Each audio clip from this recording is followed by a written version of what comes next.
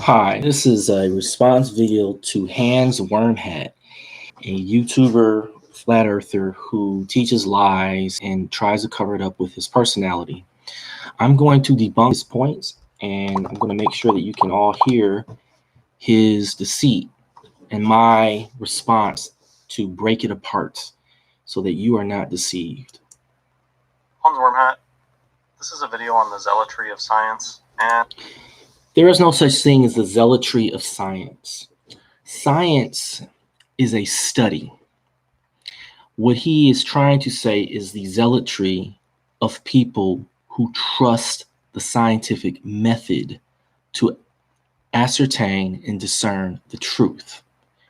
And those people are doing the right thing. And I could talk about this for so long that I want to try to keep it really, really short.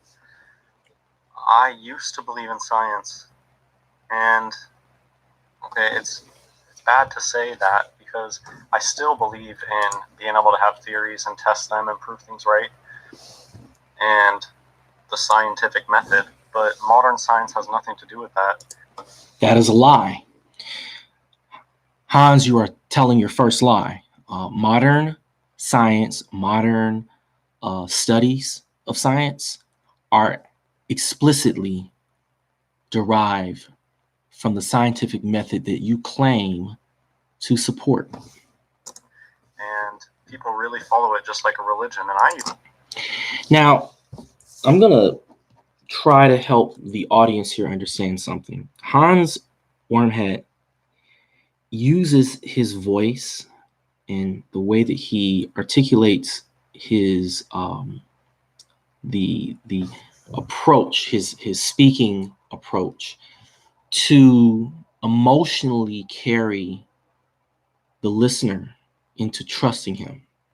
There are a wide variety of tactics that charlatans and televangelists and people that pretend to be holy people use to manipulate their audience.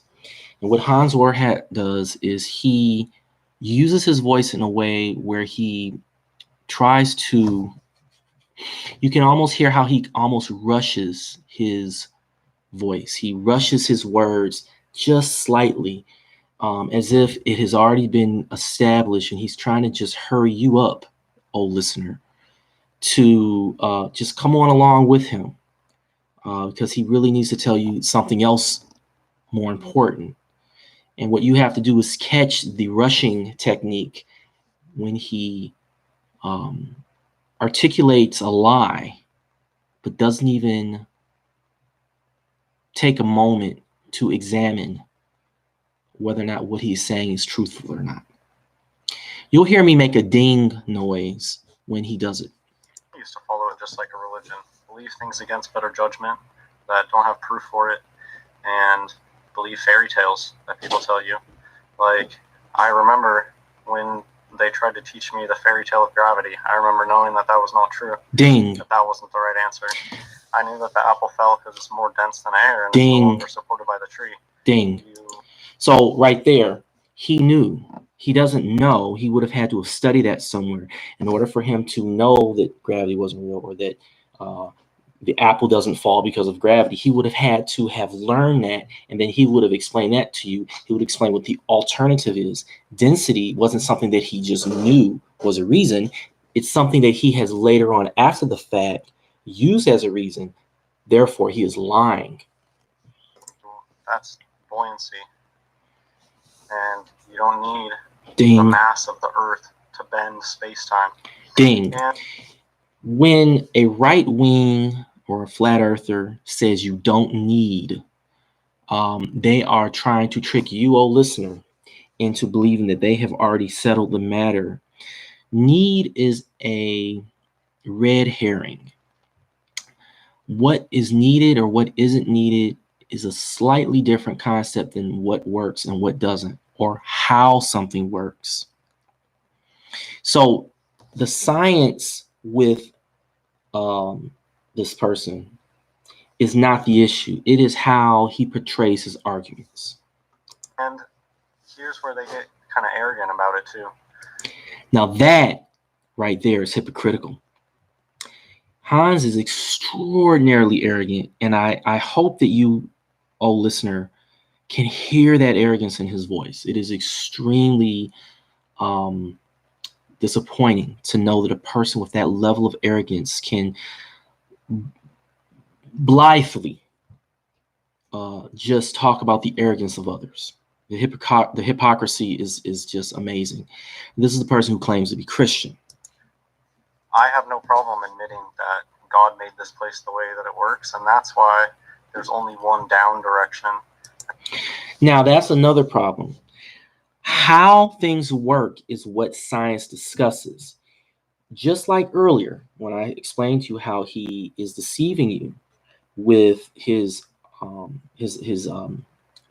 misuse of what he knows and when he knew it, he's deceiving you again with why, confusing why and how. Why is the philosophical question. Why did God make it work that way?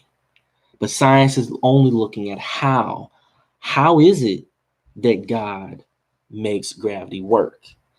And once you, oh listener, can catch him in the act of lying like that, then you can respond quickly if you feel like he's making some kind of valid argument, because he's not.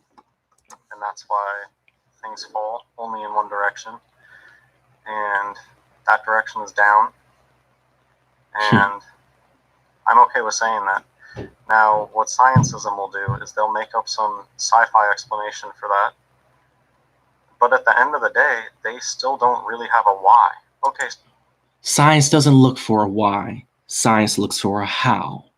Even though how and why could be, let's say, used as synonyms, on a philosophical level, there is a distinction. The how is the mechanics. The why, well, that goes into religion.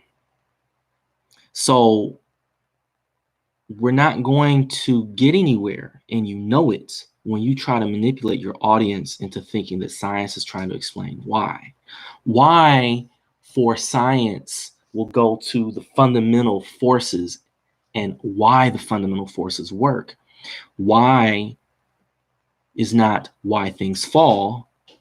Why is why the particles themselves have those properties.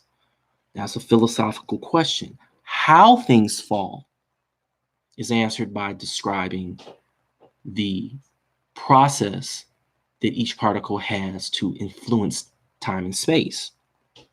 How do things fall? They fall by a collection of particles in a particular volume having enough of an influence to cause things to be drawn towards them.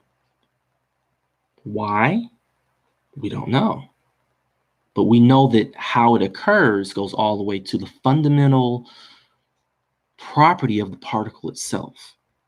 And you old flat earthers, you don't have any problem using magnetism to explain things, but you're still stuck with the same philosophical issue. Why and how?